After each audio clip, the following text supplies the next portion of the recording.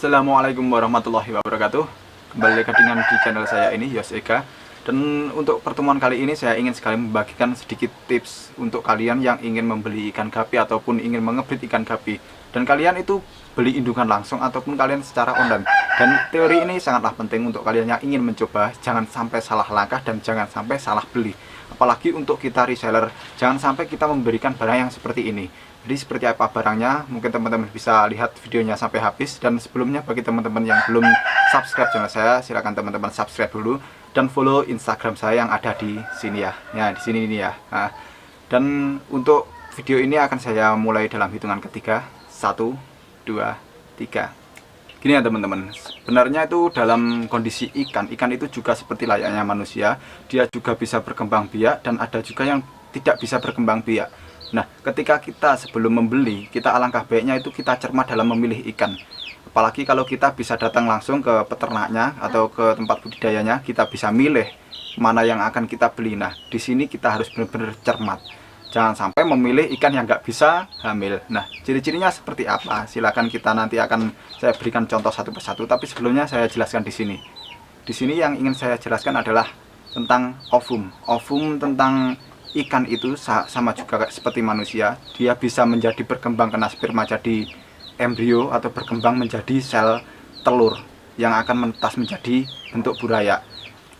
Saya himbau kepada teman-teman yang sudah memulai berbisnis ikan gapi dan kalian itu sudah menjadi seller.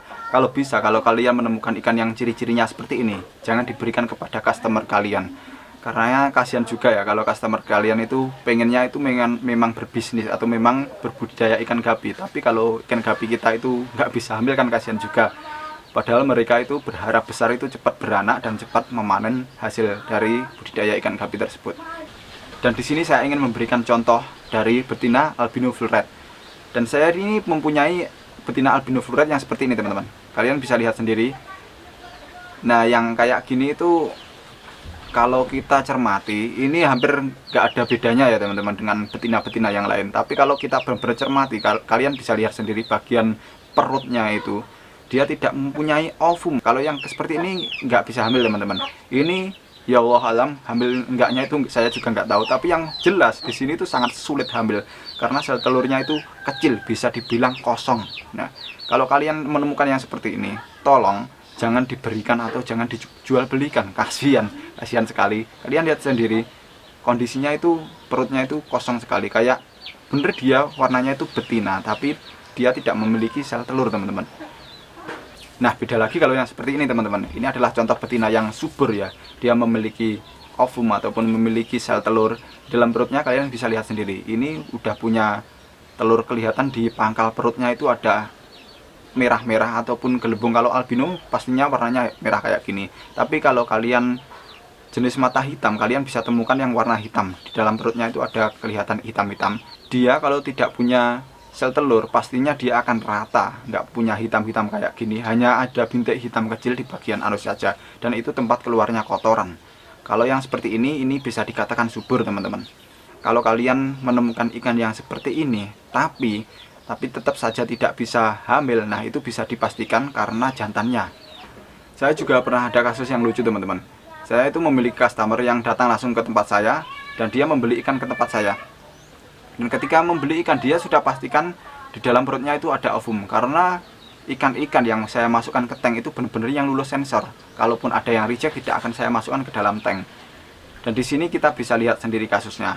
Ketika dia membeli dan dibawa pulang, selang beberapa bulan tidak bisa hamil dan tidak bisa memberikan keturunan teman-teman. Ini sangat sayang sekali. Dan dia komplain kepada saya, bukan komplain sebenarnya, dia curhat, "Mas, ini kok gimana ya, kok nggak bisa hamil ya?" Udah nggak apa-apa, berhubung dia juga teman dekat saya akhirnya saya kasih lagi. Dan ketika dia mulai membudidayakan lagi dengan indukan yang baru, tetap saja hasilnya zong, tidak bisa beranak. Padahal di tempat-tempat lain ikan jenis itu beranak juga teman-teman. Nah, ini yang salah itu apa? Ternyata setelah saya evakuasi di tempatnya itu, lingkungannya kurang cocok dalam ikan gapi yang kita budidayakan di situ. Dan atau bisa disebut juga dengan gagal adaptasi. Nah, ketika ikan gapi kita itu gagal adaptasi, yang pertama itu bisa mati, dan kedua itu penyakitan, yang ketiga bisa juga tidak bisa beranak. Kalau sellernya itu udah berusaha maksimal, sudah memberikan yang terbaik, sudah memberikan mengirimnya dengan kondisi yang bagus, ketika tidak bisa diberi di tempat kita, itu jangan disalahkan 100% kepada sellernya. Kadang juga lingkungan yang ada di tempat kita itu juga bermasalah pada ikan gapi kita, dan akhirnya membuat gagal adaptasi kepada ikan-ikan kita. Tapi yang ingin saya tekankan di sini, semua ini yang saya bagikan hanyalah teori. Dan ketika semua orang itu sedang mencari teori ataupun berlomba-lomba mencari teori, di sini saya ingin merendahkan diri kepada Allah Azza wa Jalla, karena semua pintu rezeki yang kita dapatkan itu hanya dari Allah Ta'ala saja. Kalian tidak boleh menyombongkan diri, wah saya itu pencetak ikan gapi terbaik, wah itu saya karena mempunyai produk yang terbaik. Jangan seperti itu. Karena sebaik-baiknya kita itu hanyalah makhluk hidup, dan ikan gapi juga makhluk hidup. Jadi kembalikan semua kepada Allah Ta'ala saja. Kalian tidak boleh sombong ataupun merasa diri kalian yang paling baik, karena yang terbaik hanyalah Allah Ta'ala, dan kita hanya bisa berusaha dan berikhtiar. Dan untuk video ini saya mungkin akhiri cukup sekian dulu. Adapun kesalahan kata di dalam video ini saya minta maaf sekali sebanyak-banyaknya. Dan untuk penutup saya ingin sekali mengucapkan kepada kalian yang sudah support channel saya dan sekalian sudah follow Instagram saya.